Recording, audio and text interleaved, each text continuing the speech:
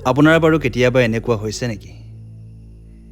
ধৰক আপুনি কিবা বিপদত পৰিছে, নাইবা কিবা সমস্যা হৈছে আৰু আপোনাৰ চৌপাশৰ চিনাকি মুখবোৰ ক্ৰমান্বয়ে অচিনাকি হৈ পৰিছে।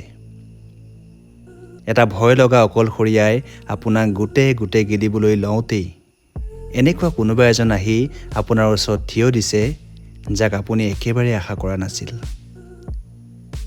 তেওঁৰ লগত হয়তো আপোনাৰ কথাও পতা নহয়, কিন্তু আপোনাৰ সকলো খবৰ লৈ থাকে তেওঁ। আপোনাৰ অজানিতে আৰু বিপদৰ সময়ত ক'ৰ পৰা জানো আহি ঢাল হৈ থিয় দিয়ে। আপুনি আচৰিত হৈ ৰয়, কাৰণ বিশ্বাসেই নহয়, কিন্তু তেওঁ যে বেলিটোৰ দৰেই সঁচা। সেই তেওঁবোৰেই আমি নজনাকৈ আমাৰ জীৱনটো ভৰাই ৰাখে। মোৰো হৈছে।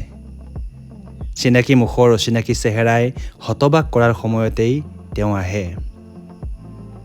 এনেদৰে হাতখন খামুচি ধৰে যে গোটেই পৃথিৱীখন তুচ্ছ যেন হৈ পৰে।